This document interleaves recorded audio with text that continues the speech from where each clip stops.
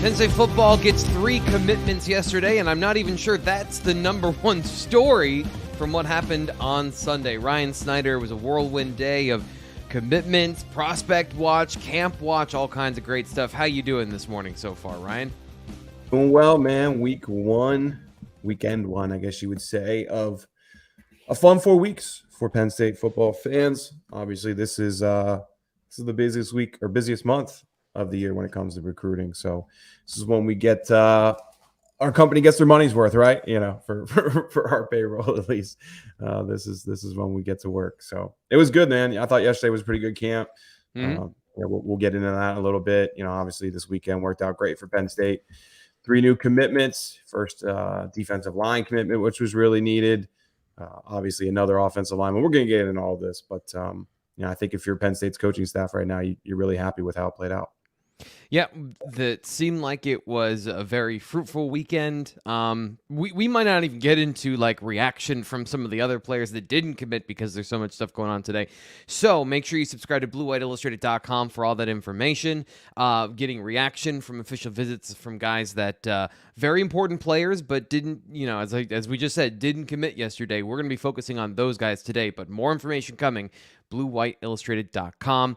And of course, subscribe here on our YouTube channel where we went to an impromptu live show yesterday, Ryan. We had so much stuff going on that the regulars, we didn't put out the bat signal early enough, so not everyone got here. But hopefully you got all the information from you were looking for from yesterday's show. You can check that out. Friday's show. We've had 3 recruiting shows within the span of 4 days. Let's start with yesterday's first commitment, and this is a very quick rising offensive line prospect from Florida, Deryc Plazz. So you had a chance to speak to him just briefly, I think, yesterday. How do you feel like this one went down? Can you give us kind of the full picture on how his recruitment went down? Because this was a really quick recruitment from what I understand. Yeah, I mean, speaking with him is not how I would phrase it. It was more of, hey, I'm running to camp right now. I want to get a quote in the story. Can you text me something? That's kind of really how that worked out. So I'll be honest, I really haven't interviewed Deryc yet. We'll circle back to that when things slow down a little bit later this week. But look, I mean, he came up here, just hit it off with the staff. I mean, obviously he was only offered, what was it, a handful of weeks ago, right? So it is a quick commitment. I was a little surprised at how quick committed, just because, you look at some of the other visits he's taken, there's clearly a very strong relationship with NC State. He's visited there 3 or 4 times, Duke, Miami, but obviously Penn State's also just a cut above those programs, when it comes to, just their stature in college football right now. So give a lot of credit for Troutwine for turning that one around quickly. True 5-position guy. We're listing him as an offensive tackle right now, but 6'4", 275.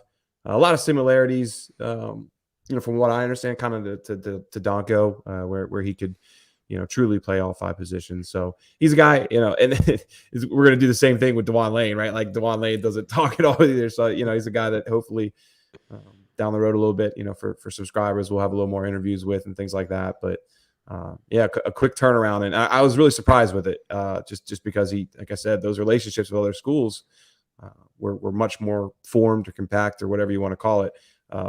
Boom, comes up here and it's over. Yeah. A lot of interesting, something I talked about yesterday during his commitment breakdown was NC State, great developer of offensive line recruits. Duke, obviously great academics. Miami, another football school, but Penn State, a good blend, I think, of all of those things. And Phil Troutwine's reputation as a developer of talent clearly starting to come through in certain areas. And I think an up-and-coming guy like Plasz, who has good physical ability, I think it's a big win for Penn State to get a guy like that when it's that kind of mad rush here at the end. In terms of his fit, I think you make a great point about you've got 2 tackles on the outside that are pure, like tall, long. They have the pure tackle build, but then Plasz can play on the outside, good length, good movement skills, but can kick inside. That's the sort of versatility that I think from the class perspective allows him to fit so well and make him an easy take for this offensive line. 6 offensive linemen now in the class. How do you see this going forward now with presumably 1 tackle spot left? Would that be how you describe that? Yeah, I mean, well, hey, Caleb Brewer worked out as an offensive lineman yesterday, right? So I think we got a better idea. And again, I mean, I thought to clarify with Brewer, like, I would always say it was most likely he would be an offensive lineman. I think ideally, just when I talk to people, like Penn State would love for him to be a defensive lineman, and how he performs this year, for his senior season will have a big impact on that. But him working out as an offensive lineman yesterday wasn't a big surprise. And I'll have to reach out to some people to get a better feel for how he tested and things like that. But to answer your question though, yeah, I mean, I would look. They're not going to pass up on a Gerby Lambert, right? And even Kevin Haywood. There's a lot of talk with Wisconsin and Haywood coming out of this weekend. We'll see. But there are certainly a handful of guys that they're not going to pass up on. Ethan Callaway is another one. He's coming up here in 2 weeks. So yeah, I mean, if they can land one of those top offensive tackle prospects that they really have been recruiting for a long time, I don't see them passing that up. But at the same time, I wouldn't be shocked if this is your 5, plus potentially Brewer 6 offensive lineman in this class. So, but there's a lot of guys still out there, and they're not going to give up on Kevin Haywood no matter what happens. I'll tell you that. So, as it stands right now, how do you feel about this class, given what we know now, and kind of how all the pieces fit together? What do you see?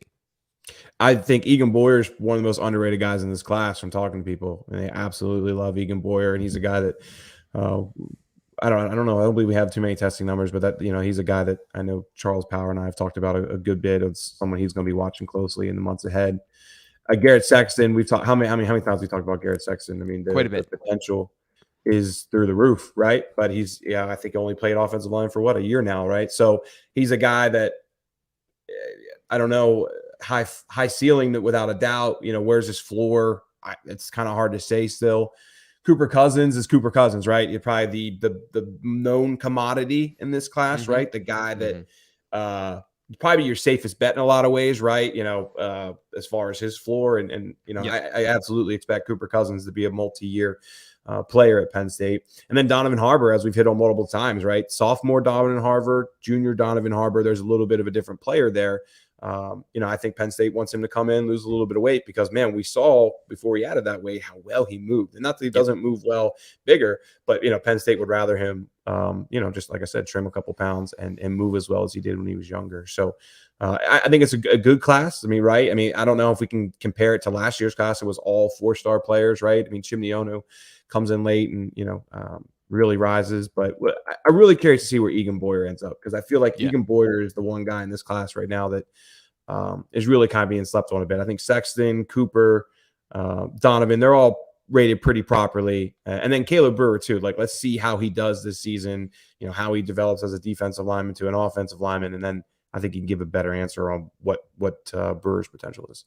Yeah, a great point about that in terms of Garrett Sexton being I think properly rated by On3.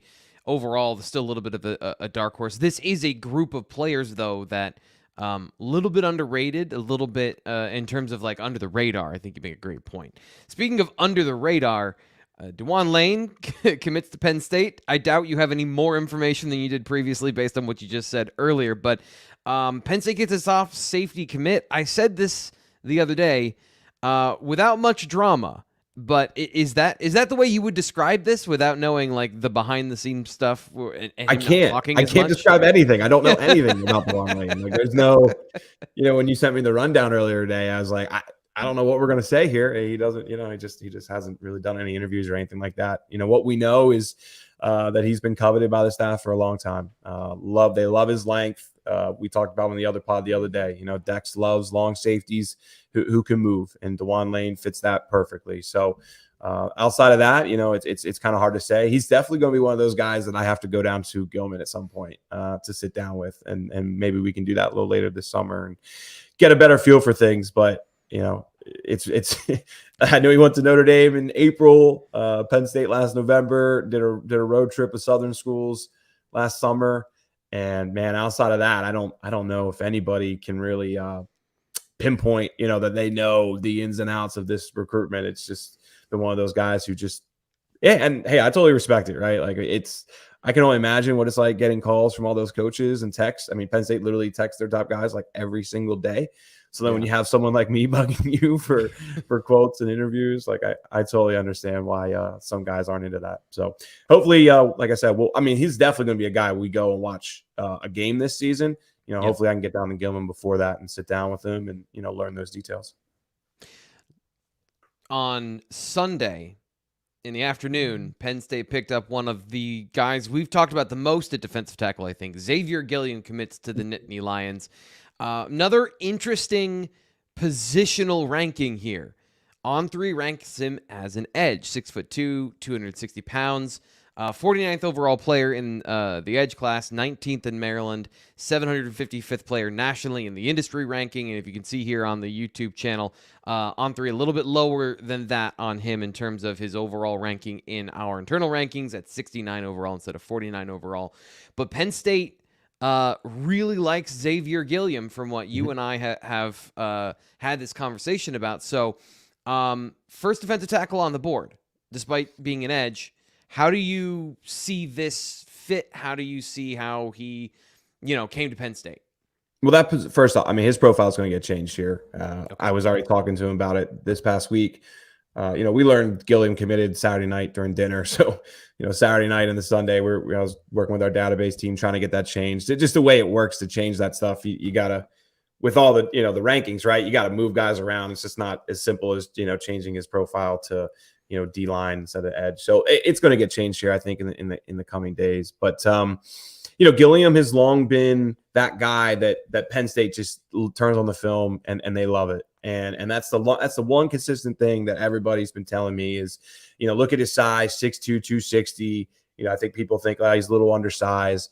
But the kid's just has that chip on his shoulder. They love everything about, who he is as a player, flipping that switch and really getting after it. I mean, I've had so many people, because I know I always ask, I'm like, you got Benedict Ume, you got all these other top ranked guys. Like, is Xavier someone that you would, wait on or whatever? And I always get like like, why would we ever do that? Like just kind of question me. And obviously they know more than I do. We have highlight films. They have, massive amounts of complete game film, so they get to see a lot more than we do, of course. But no, I mean, Xavier was always going to be a take no matter what. Penn State's really happy to get him on board. Talking to him yesterday, he was saying about how he's excited for Dion Barnes, excited to be his first commitment, and excited to get recruiting now for Penn State too. I think from a personality perspective, Xavier Gilliam could very well end up being one of the best recruiters in this class. Just the way he is, with the media and things like that. I wouldn't say he's an aggressive personality who's just going to be going out of his way. But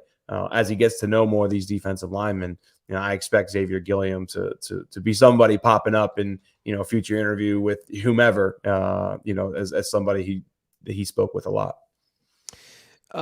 You did see him in person at the Under Armour camp, and I do want to get into this because there has been some conversation since then about a little bit smaller than we were expecting. So can you go into just kind of what you saw and what you observed at that camp?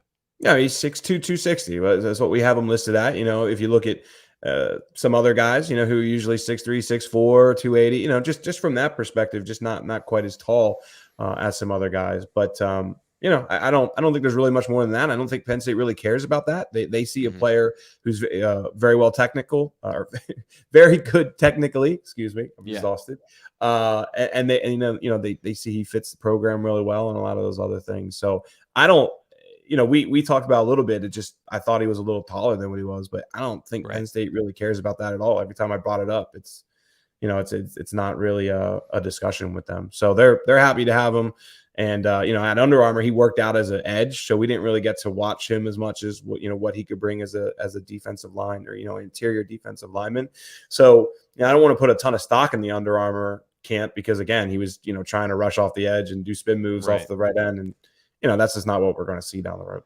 Yeah, I think a couple things point out that kind of jump out to me when watching his film originally. And I'm excited to, as you said, to dive into as much of his full game film as possible, because what stands out to me is like, this is a traditional Penn State defensive tackle prospect where he's a bit of a tweener at the high school level. He plays mostly on the interior, but he is going to grow into being a defensive tackle. He's got the movement skills. He's got the fluidity of his overall athleticism.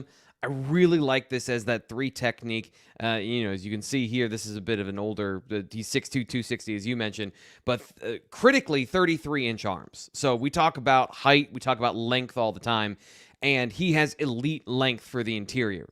And you mentioned great technically, uses his hands really well. And when you have that combination of great pad level, strength for his size, technique, and arm length, you get a guy that's going to dominate on film. And that's what you see here on his highlight film, where he is almost unblockable. He's got the size, the penetration, everything you want from a Penn State defensive tackle prospect. It's going to take him some time to grow into his body, but I've been a fan of Gilliam for a while. I was a little bit nervous when you're like, hey, he's not quite as big as we thought at the Under Armour camp, because he's right on that line of 6'2", but the length is the thing I think that confirms this, that he is absolutely a defensive tackle prospect, and Penn State gets one of their top prospects on the board to commit and not take any other official visits. So this is, I think, a huge get for Penn State to start this class. Where do they go, I guess, from here? Because there's a lot of good guys left on the board. There's a lot of names that they can draw from. How do you feel like Penn State has positioned itself out of the first weekend? Well, I'd be curious to see Amari Williams. He North Carolina defensive lineman, came up this weekend. Hearing a lot of positive talk about that visit. He is going to go to Florida here soon, and we'll have a better feel after that Florida visit. But there was a lot of talk Saturday night, Sunday about Amari Williams potentially being the guy that Penn State helped himself the most this weekend. So I think he's absolutely a name we'll keep an eye on. I'm certainly trying to do an interview with him here in the coming days. David Poly, of course, was up this weekend as well. I still kind of think he's going to end up at Michigan. Family supposedly, really enjoyed their time up here, and Poly would fit Penn State really well. The issue is when Michigan's the team you're recruiting against, like they're very similar schools in what they sell, and their vision, I guess, for players. So we'll see. He's going to Michigan this upcoming weekend. We'll get a better feel after that. But you got Benedict Ume out there. He's still the white whale, right? The one you're really pushing for, and you need to get in this class. Nigel Smith, I think, is being recruited more as a defensive end, 6'4", 265, though. Like, it doesn't, he's to me, he's more of an interior guy, but I think he wants to play edge, and that's how Penn State's going to recruit him. So, of course, he's the 4-star prospect out of Melissa, Texas. He'll be up this upcoming weekend as well. So, there's a lot of interior guys that are still out there. DeAndre Cook, too. I didn't mention DeAndre Cook, of course, from DC. Cook was the one at the Under Armour camp that I think stood out to Sean and I the most, just because of, well, I wouldn't say stood out to us the most, but just during one-on-one drills, he actually played as a defensive lineman and right. was probably one of the best interior guys at that camp. But there's plenty of guys. Look, they need to get at least 2 more interior guys. I think they would take even 3 more interior guys if the chips fell properly. So this is a year where they need to stack up on D-line talent. The thing it always comes back to, though, is if you look at the board right now, like Ume's the only top of the board kind of guy, and those are the kind of difference makers that I know Penn State's been searching and coveting for years now. So you got to get Ume. I think it's incredibly important. You have to land him. They have a great tradition, or a great history with recruiting Canadian players and developing Canadian players. So they got to use that to their advantage. He goes to a school where they have good ties at Avon. So man, he's incredibly important. If you can get him and fill it in with an Amari Williams or DeAndre Cook, I think you're really happy with the way things play out. All this recruiting talk. One guy I know that would love recruiting talk, and that is the sponsor of today's show and the sponsor of the BWI Recruiting Show, Andy Ludicky, and he is the owner and operator of My Perfect Franchise. MyPerfectFranchise.net is a franchise consultation company that if you're looking to build a legacy, maybe get out of your current job, maybe you're a corporate executive that is tired of everything that comes along with being a corporate executive, and you want to have a little more independence in your life, a little more flexibility, a little more control over your financial future, this is what Andy wants to do for you. He is a long-time Rivals 247 and now On3 message board member. He's been with Shannon Terry, the owner of the company, since the very beginning. And during the pandemic, during 2020, with all the disruption that happened, all the layoffs, all the confusion, he saw a lot of guys just like him that were in a situation where they didn't know what was going to happen with their future. So in order to take more control of that, something he had been doing in his life is franchise ownership. And he decided he was going to help people. And so literally this company grew out of the message board community. So if you are Blue White Illustrated message board member, this is somebody that knows and relates to a lot of who you are. And he wants to help you if you're interested. So check out My Perfect Franchise. Andy Ludicky, franchise consultant, extensive experience now placing people with a perfect franchise to manage based on their information, income, interest, because what you're going to do your best job managing something in a company that you either know about or you're interested in.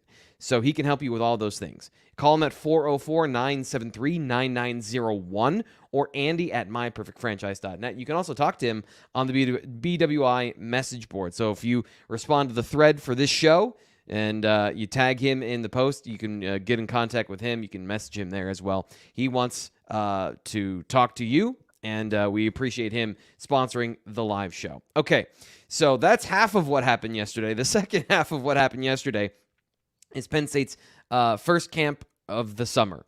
The guy we came in checking out in terms of this is somebody we needed to follow because of the storylines going around, Peter Gonzalez. So Ryan, please set up for us why Peter Gonzalez was important yesterday for Penn State recruiting and why it was an important day for Gonzalez. Well, they need wide receivers. Let's start there, right? It's right. Defensive line and receiver are probably the two most important positions. Excuse me. Still out there. Peter's recruitment, I feel for Peter because he's a great player and he had a pretty bad knee injury his sophomore year. Missed a good chunk of that and then missed the beginning of his junior year. Really came back strong, though, last year. Really played well down the stretch, I thought. And, the big question was speed, right? Like, what does he run? He runs track this year, puts up some good times. But this, I think it was his first year running track. So, nothing like 10.7s or anything like that. But long story short, he goes to the the UC report camp in New Jersey a couple weeks ago. Miserable conditions, right? I mean, rainy, windy all day, runs a 4.5 and boom, really, I'm not going to say Penn State didn't have interest before because he's been up here multiple times. Terry Smith's, been recruiting him for a long time, but I think getting a valid, verified time really kind of helped in this recruitment. And I'm sure it's going to probably other schools are going to notice as well. So long story short, comes up to Penn State yesterday, pretty much repeats all the times that he had at that UC report camp. I thought he looked pretty well during field drills. You watched him a little bit more than I did. I think I sat in my car half the camp yesterday writing Xavier Gilliam stories and notebooks and things like that. So, obviously you got to watch more than I did yesterday. But, when it comes to the testing perspective, which I think is a large chunk of what Penn State wanted to see, he did pretty well yesterday. I mean, all those times were pretty much backed up with what we saw at the UC report. Ran another 4.5-ish again. I don't have the actual triple jump numbers. I know he had the best triple jump, which measures explosion, right? And I mean, the broad jump, triple jump are always really important drills. And I know he was the top of the board there too. So we'll see. We'll get some feedback from sources of whatnot on how he did and how Penn State saw his on-field work. But from what we saw, I think he had a pretty good day. Yeah. The only thing, and if you're watching on the YouTube channel, the only drill where I thought he kind of showed a little bit of weakness was that square drill where they're measuring how well do you turn and how well do you do like a 90-degree cut if you're coming and doing an in route or an out route, you have to be able to stop hard and turn. And that was really the only area where I thought he showed really any weakness in his game. Because if you watch it on film, and I apologize, I don't have his huddle film up here, but explosive football player off the line of scrimmage for as big as he is. 6'2", 198 pounds, physical player. And he showed all of that. And then with the 40 time, to me, that was the only question, as you mentioned, coming in of, is he a Penn State prospect? Is he a guy that can play at Penn State?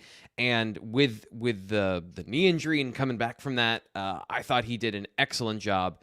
Good hands, big hands too, which I think is really important. And then as you saw there at the end of the show, or at the end of that highlight video, he did a private workout with Marcus Higgins to kind of go over some other stuff. It seemed kind of get some catching drill stuff working afterwards. So good sign for him. Another thing that I thought was a good sign, you and I were watching the one-on-ones. Suddenly, he's not competing anymore, and he's standing over talking to some of the Penn State players. So it seemed like he was, put up 140, did a great job, did a 2 or 3 one-on-ones, did a good job, and it seemed like it was an excellent day for Peter, who has an official visit later this summer. So I guess the transition from he did what he needed to do on Sunday to, I think, be in serious consideration. 17 commits in the class right now. Nick Marsh has an RPM pick from Chad Simmons in for Penn State. Another big-bodied wide receiver. How many big-bodied guys are they going after this year, knowing that they've got almost all of their targets are still on the board, even if all of their targets are committed to other schools right now? Right. I mean, Chance Robinson, right? Comes up this weekend. I haven't interviewed Chance yet, but certainly a lot of good feedback from that. He's committed to Miami at the moment, but I think Florida is also very much in the mix there as well. So he's a guy that I think. I'm hoping I can get an interview with him here in the next 48 hours or so. But I think in the coming days, I'll say a couple weeks, we'll have a good feel for that. I mean, I think he's committed to Miami. But I think there's a real chance he could flip. And I'm not saying it would definitely be Penn State. Like the talk I've had with people is that Florida's very much in the mix there as well. So just something to keep an eye on. But they love Chance Robinson, great kid. We talked about this on Friday, right? I mean, they think he's someone who would really fit this program well. And him and Nick Marsh are absolutely those top 2 guys right now. And Peter Gonzalez is certainly moving himself into that discussion. You have Dre Hawkins as well. You had Jalen Hornsby, who was just up this weekend. I'm actually going to interview Jalen here in, 20, 30 minutes. Like basically, as soon as we're on with this podcast, I'm going to speak with him. So we'll have that coming up, later today. Jalen's very much in the mix. There's a few others as well. But I think, there's another one where I think they'd really love to take 4. But you're getting into a situation now, right, where your class is filling up. You got 17 commitments, and I could realistically see 10 more. Like 27 is a realistic number. Could they get to 28? That wouldn't shock me. Anything beyond 28 would be pretty surprising. So, we're talking about 3-4 wide receivers, and they still don't have it. They need at least 1 or 2 edges, probably 2 more D linemen. Well, there you're talking about 7 or so players alone, and they could use another safety. They could use another linebacker. We're talking Troutwine wants another tackle. You got 10 offensive linemen, making it hard to get some other positions in this class. Right. So, we'll see. I mean, Jameer Grimsley's coming up this weekend, right? Yeah. Incredibly important corner. So it's a good problem to have for Penn State. I think every year we do this, right? We're trying to figure out how all these players could fit, and they always make it work. Of course, some of these guys will fall through, but I think Chance Robinson, definitely keep an eye on him, and Nick Marsh as well. So I want to share this here on screen. This is something that I worked on last week. I spent almost an entire day looking at all the receivers, not only what they are, but like how they fit on the board. And this is what I put together in terms of positional breakdown, as well as where they rank in their individual positions. So for those that don't know, the X receiver position, the Z receiver position, and then the slot receiver position. X receivers, big-bodied guys. They play on the short side of the field, one-on-one physical guys. Speed's great if you can have it for that position. Just giving you a quick breakdown of the different skills. Z receivers, interestingly, as I've been digging into some of this stuff and looking at some of the advanced data, Z receivers are kind of the lead receiver in college football because they play on the field side, and you want to take advantage of that space. It is an advantage for the offense. So, but Penn State has gotten way too many Z receivers where, as you can see, I put down a secondary position for all these guys. Too many Z receivers that are slot receivers, and not enough guys that can play on the outside, where if they don't work on the outside at one of the positions, they can flip to the other. Penn State's been flipping a lot of guys into the slot. So with what we saw from Peter Gonzalez, his film is good. The testing numbers check out. Penn State could literally get 3 of their top 3 realistic X receivers in this class with Nick Marsh, Jalen Hornsby, Peter Gonzalez. Like, I think it's a I don't want to say it's a shoe-in that Hornsby's going to be a Nittany Lion, but all the signs point to that. Nick Marsh already has several RPM picks in for him to be a Nittany Lion, and Peter Gonzalez, if Penn State is serious about pursuing him, I think this is huge for the Nittany Lions this year with Marcus Hagans. This isn't all of their top targets that are Z receiver or X receivers. Like if Ryan Wingo was interested in being a Nittany Lion, he would be at the top of this list. There's some guys that this is the realistic list, but out of their realistic X receivers, they could get their top 3 on this list. And I think that, with a couple guys down here, Thomas McCoy as well is a guy that has some of that position flexibility. So then you go into, you still want to take some of those other guys. Chance Robinson, I think, could play X. He plays X in high school, but he's just because of the body type and they want to get bigger. Chance Robinson, to me here, I put him as a Z receiver because he's 6'1", a bit more of a complete combo type receiver. And then a guy that I think might have the best film of anybody on this list outside of Robinson is Rico Scott, who I know that they're going to pursue until the very end, until the sun explodes, to try and get him away from Alabama because he is an excellent in-state prospect. I think he's a super prospect that is not getting enough attention. So there's 5 guys right there that I think you could make a chance. You can make a case are like priority receivers, and we didn't even talk about slot receivers like Tysier Denmark and Jure Hawkins. So the board is full of, I think, realistic guys that they can take. So that's going to be very interesting what they prioritize when they're going through all of this. And some of these guys they'd have to flip, but can you get those guys? I think it sets up really well. Where before, little murky about this stuff, but with Gonzalez working out and with Nick Marsh trending towards Penn State, this puts the Nittany Lions in a great position heading into the summer at receiver, where I feel like it was a bit tedious. It was a bit on the edge there. It was teetering on the edge this spring. For the record, everybody, I did not have my laptop charged, and T. Frank did an incredible job filling a minute of space there. I just want to give you props because that was my dumb fault. I had to run upstairs, grab my charger. Good job, T. Frank. That was a great job filling space there. But no, I mean, you're right with everything you said there. One other, I mean, they're still, look, they're pushing hard to try and get Rico Scott up here at some point. I don't know if it's going to happen this month. He's committed to Alabama, right? So be careful, kid. On potentially, but they're still trying with Rico. We'll see where things go. There are some names in Florida that we'll keep to the message board right now that they're chipping away at. I wouldn't be shocked at all if that final weekend in June, there's a kid or two popping up that we're not really talking about right now, but that they're pushing for, especially in Florida, man, there's like 100 plus, quality players down there, and like 40 of them are like athletes, right? So there's going to be like this random name in Florida that's going to pop up at some point. Just wait for it.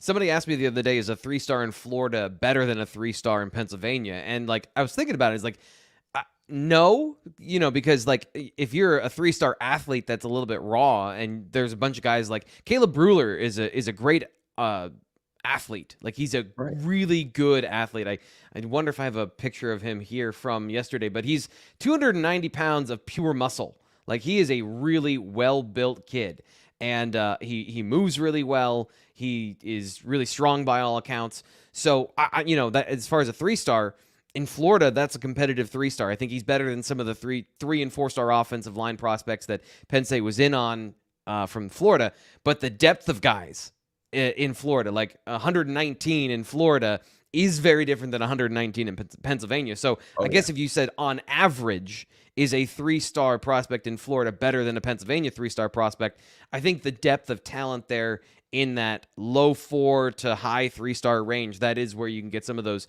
underrated guys that are super athletic that can kind of pop up and surprise you.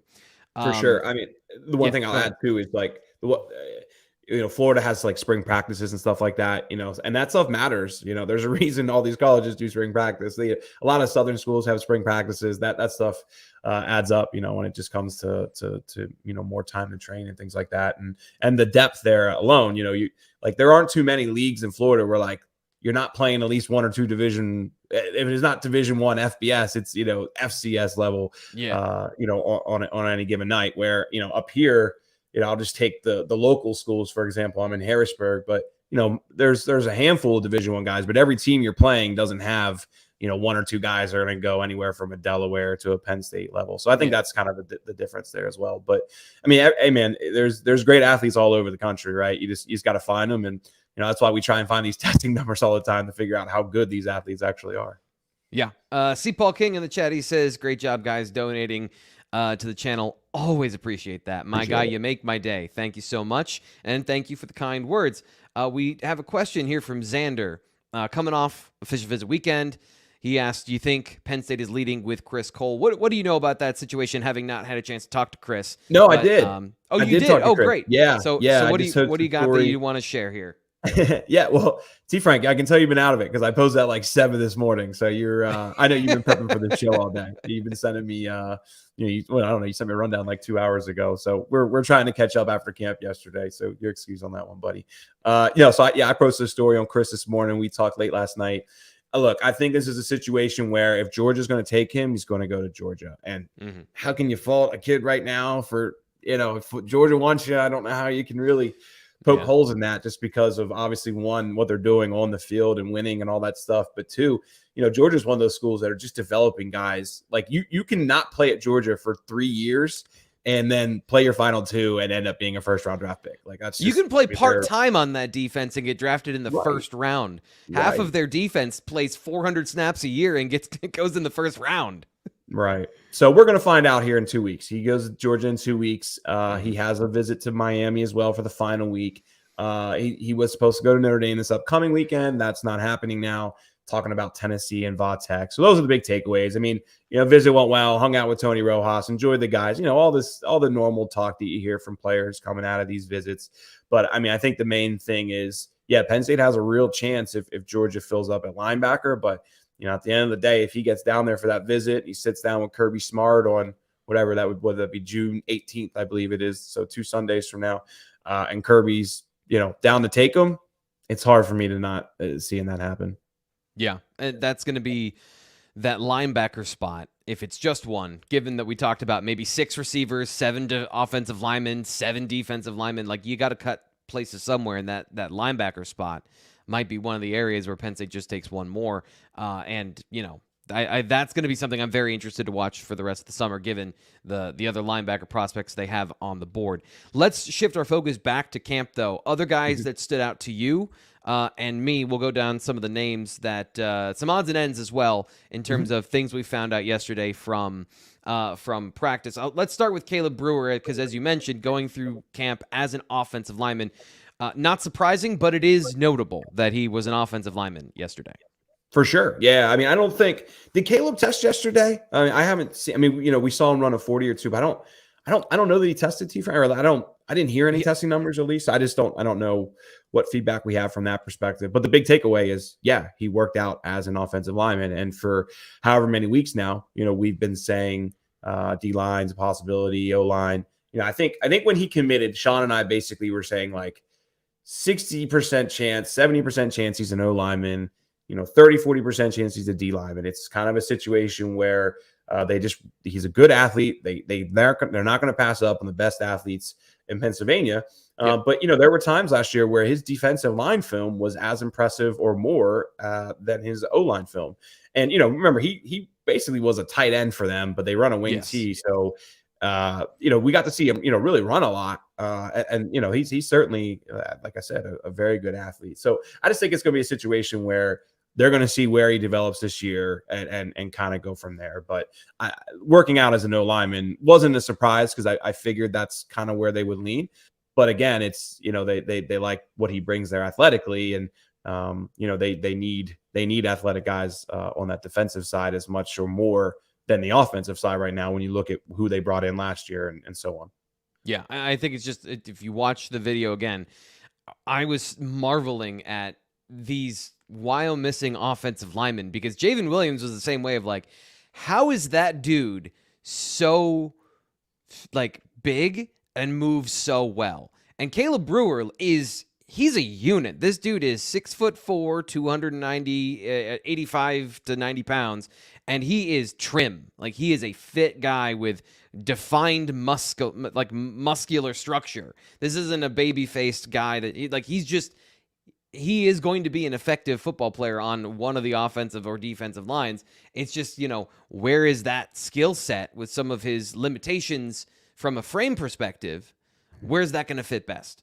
I think that's going to be, to me, that determines a lot of how you hide some of those things is going to and accentuate the strengths is the best way you can do that. But as an athlete, you mentioned defensive tackles in Penn State's defense, they got to be able to move. You got to be able to get to the second level as a guard as well. Mm-hmm. And just one thing I want to add too is Caleb Brewer's a really good wrestler too, and they really like some of that leverage that they've seen in him as a wrestler. And that not that it doesn't translate offensively, but I think sometimes it could help. With your hands and knowing leverage, it helps a little bit more on the defensive side. I mean, Caleb, I believe. He had some sort of injury. I don't know if it was his wrist or shoulder. I forget which one it was, but he had an injury that kept him out of like progressing through the state championship wrestling tournaments this year. I'm not sure where exactly he would have ranked and all that, but I just know he had to cut his wrestling tournament short. And I'll be curious to see this upcoming year then, what he's able to do in a state like Pennsylvania, where wrestling is this is the best state in the country for wrestling. So just keep that in mind. He's a very good wrestler, knows how to use leverage. And that's something that they really liked about Caleb. I mean, that was a big part of taking him. What did we learn about Anthony Specca yesterday? Yeah, Specca. So, what's been the talk about Specca the whole time, right? Very good fundamentally, all those kind of things. But, how fast is he? Came in, ran a 4.7 yesterday, which at 215 pounds is pretty damn good, guys. I was very happy to see what the kind of numbers that he put up, because he's never really tested before. He's never really done any camps. He's been a guy that Penn State's been on for a very long time, but I don't think he's ever really gone to an Under Armour or the opening back in the day or any of those kind of things. So to run a 4.7, I thought was very good for Specca. Also had an excellent broad jump. Just missed 10 feet. Peter Gonzalez is the only guy there that hit 10 foot yesterday in the broad jump. And, Specca was just a couple inches behind him. So, what does the broad jump measure? It measures explosion. What's one of the most important positions for explosion? Linebacker. So middle linebacker I thought he had a really I thought he had a really good short area day. Explosiveness. Sorry to cut you off. That short area explosiveness for a Mike linebacker is so important. And you're right, like his explosive metrics, again, that matches what you see on film, where are you certain he's fast sideline to sideline? Maybe not, but in the box, this is a guy that can get downhill quickly. And 215, it looked great, looked really good yesterday in terms of fitness level and ability to move. So again, some of those questions about size, movement skills, they're still there in terms of the overall picture. This isn't a guy that's going to be Tony Rojas in terms of his overall profile with freak numbers, but really good for his position, really good for what he's going to be asked to do. And that's why Tony Rojas and Abdul Carter are outside linebackers. They're being asked to stretch the field. Anthony Specca is going to be asked to shut down the A and B gap, and obviously he'll drop in coverage and things like that. But what they want him to do is be that thumper to make sure, short yardage situations, he's there. And again, not that a broad jump means he's going to be excellent at that, but you really like seeing the explosion from there. And fundamentally, he's always been very, very sound. So I mean, there's a reason that Anthony Specca was one of Manny Diaz's most important linebacker targets. I mean, I remember someone telling me, it was last year, if Specca was a 2023 guy, they would have taken him last year. Is kind of my point with that. He's always been very high on Diaz's board. So just getting testing numbers was big, because we've never had them for Specca. I feel like he's kind of in that Egan Boyer mold right now, where he's one of the more underrated guys in this class. Being able to get testing numbers and sharing those with Charles and our rankings team, that should only help him moving forward. Quick note, I just want to take a quick pit stop. I was watching not just the players that were competing yesterday, but also the Penn State players. And this year's Drew Shelton Award of, oh, damn, he got a lot bigger, goes to Tony Rojas. Now, Drew Shelton was still there, and oh, damn, he got a lot bigger. But Tony Rojas, he's standing there with Tamir Robinson. And at this point, I'm not sure which dude is bigger. It's amazing the transformation he's made since his senior year of high school to what he is right now, where he is full-on linebacker mode. And he looks like he has been in the weight room. And James Franklin's comments about, I don't know how you gain 29 pounds of good weight that quickly, but he did it. That checks it. Eyeball test, that absolutely checks out. Yeah, I mean, he's a legit 220 now. Came in at 190 something. We'll say 195, rounding it out somewhere in that ballpark. But Yeah, guys, Tony Rojas is going to be on the field this year, and it's going to be a lot of fun watching him, Curtis Jacobs, Abdul Carter. Oh man, football's so close. What are we, 90 days away? Let's go. Other guys, Ethan Long was the guy we were talking about and following. So tell us what he did yesterday. Yeah, really impressive looking safety prospect out of New England. I think he's going to be one of the next top prospects to come out of New England. Just look at some of his recent offers, guys. Pull up his Twitter feed, pull up his On3 profile. Notre Dame, Michigan were some of the more recent schools to jump on board. Penn State offered, not too long ago as well. I think he has Michigan State, Maryland, a couple others. But the thing to know is, he camped last year at Penn State, ran really well, love his size, all that kind of stuff. I mean, checks out legit 6'2", 190-ish. Came up yesterday, didn't really improve on his 40 number, still like a 4.7 guy, which again, he's young, right? I mean, he's got 2+ years to improve on that. But at 6'2", 190, like that's not bad either. I think people always think like 4.7 and above is bad. Like 4.7 is kind of like that cutoff point, right? Like if you're running a 4.7, you're a sophomore, rising junior, or you're, a linebacker like Specca, for example, like 4.7s where it's like, okay, you want to see that. Or below, and for Ethan Long, he still has plenty of time to improve on that number, but also just really well moved really well in space. I mean, as I didn't know a ton of the defensive backs there, so I watched him the majority of the time, and just one of those guys that's just a natural, right? I mean, just kind of easy, looking back at the ball, whatever it is, like it just all kind of came really easy to him. So I think there's a really good chance that we're talking about Ethan Long in a year from now. Is someone they're bringing in for an official visit or someone they're pushing really hard for, when it comes to other things too, like the shuttle, the broad jump, those drills. I mean, he was like top 10 for all categories. So remembering the name Ethan Long, Brunswick School out of New England.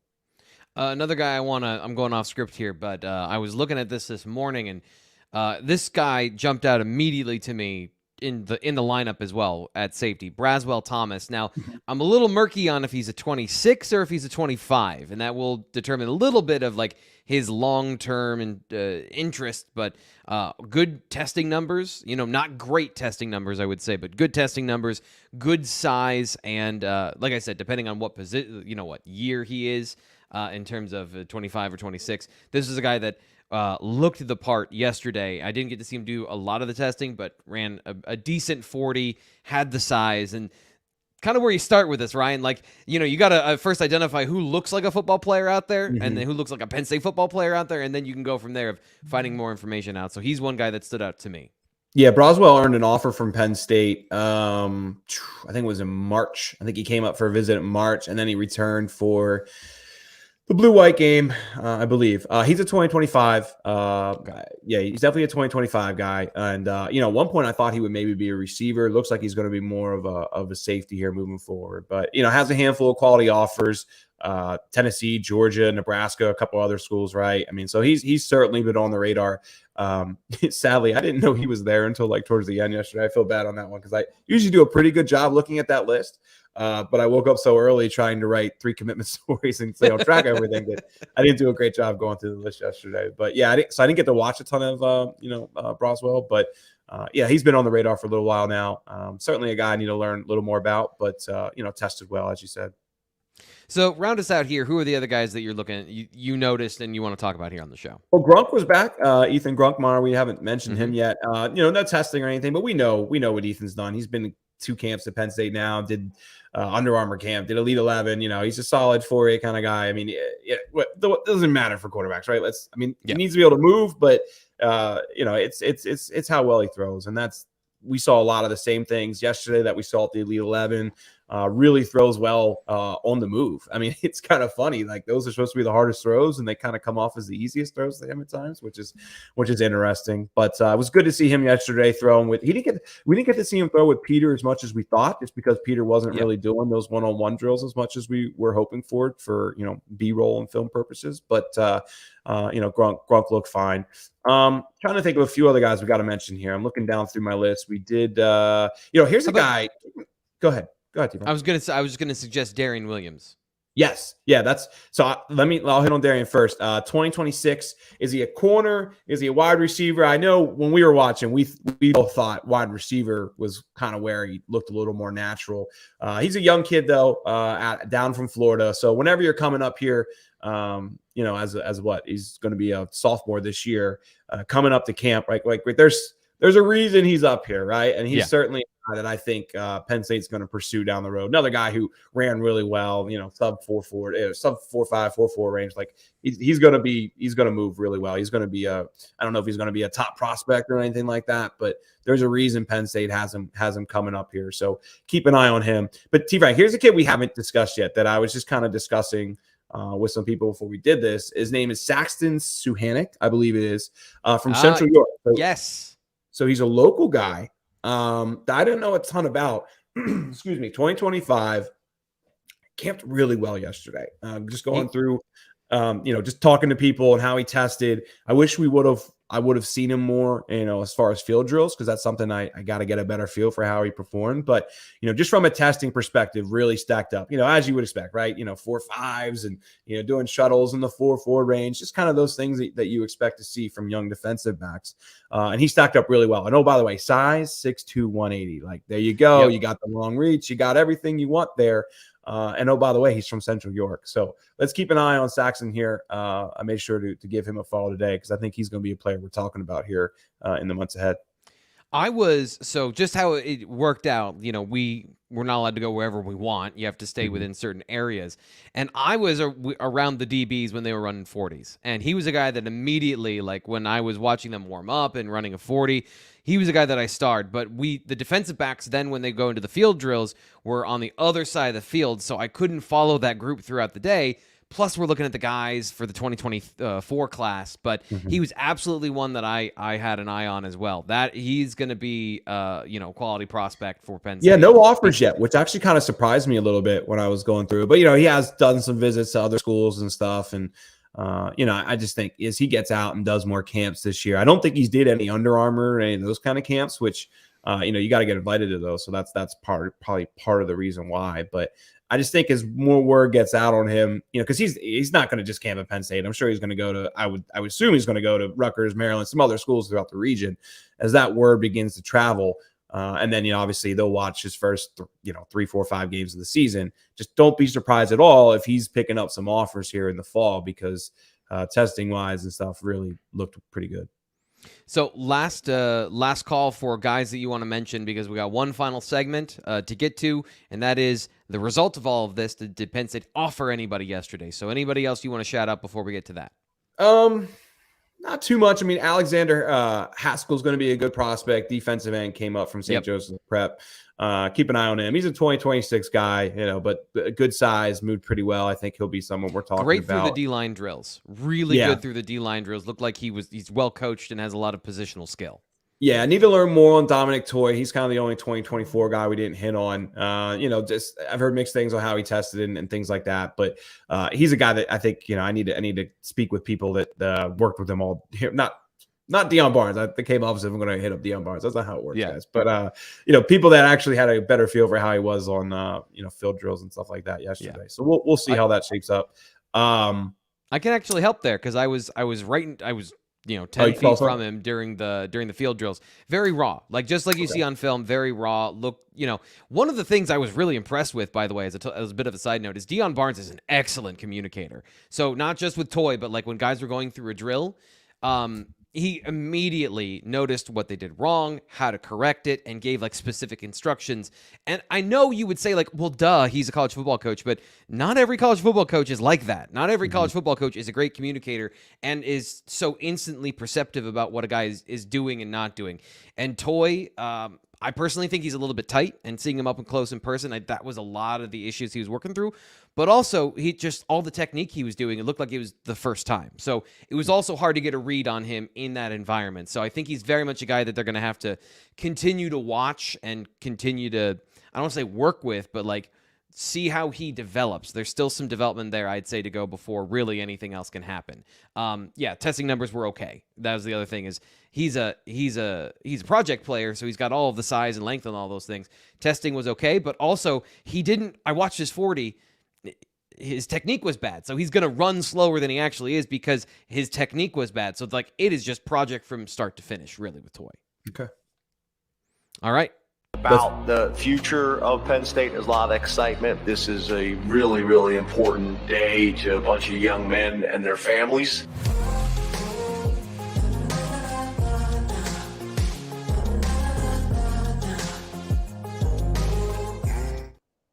Penn State put out a couple of offers yesterday, including an offensive lineman, I think, for 2026. So what information do you have on the guys that we have here for this segment?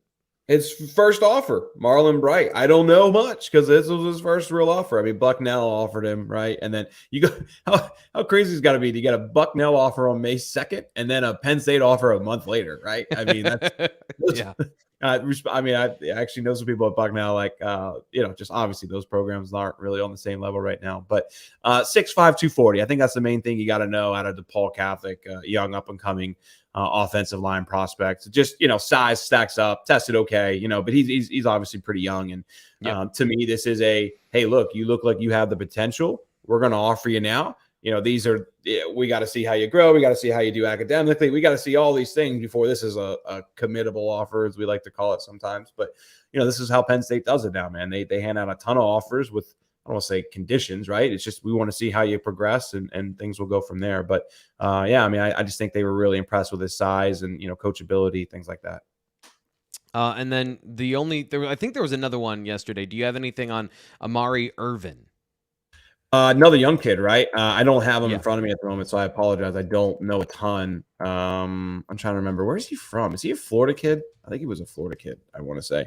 Here, I'm pulling him up now. Yeah, 5'11", 188, running back.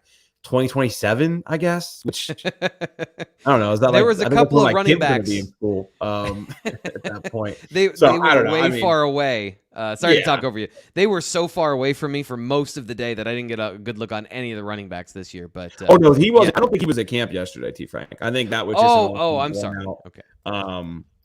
Just a normal offer. I don't believe he was at camp yesterday because I think that offer was actually Saturday. Just to clarify, but again, 2027 running back offer. I mean, he's got Oregon. I saw Oregon was another school that offered, which is interesting. So I mean, he's clearly going to be the real deal. He's got actually a couple others, Nebraska and Louisville as well. So there's something there, but we'll talk about him in 2026. And just as we always do with Beyond Blessed, this segment is a mixed bag. Stuff on Marlon Bright, and then Amari Irvin, never heard of him. Thought he was at camp, definitely wasn't. Anything else before we get out of here, Ryan? Keeping an eye on visitors throughout the week. That'll be something I'm working on here over the next 24 hours. Just unofficial visitors, right? Obviously, the next official visit weekend, this upcoming weekend, will be massive, 20-plus players. It'll feature the majority of the committed kids, though. So I think it'll actually be less uncommitted kids than this past weekend. But there's going to be guys added to it. Just, I mean, how many? They added like 3 kids over the last 48 hours or so leading into Friday. So. Same old, man. Getting recaps. We're going to catch up with Peter Gonzalez, hopefully recapping some of the other guys. I got Jalen Hornsby, who I'm literally supposed to be calling in 1 minute from now. So we got a ton on our plate. And look, man, if you're ever going to subscribe, I know we do this all the time. It's $1 for 3 months right now. Like genuinely, if there's ever a time to subscribe, it's for all the news that's going to come over the next 30 some days.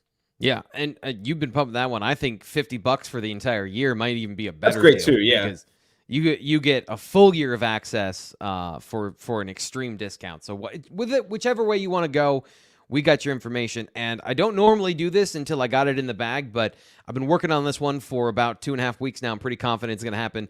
Brad Mandler and I are going to be talking here in just a little bit. That's going to be on the Wednesday show, the Blue White Illustrated Live, which is normally our football show, specifically Penn State football.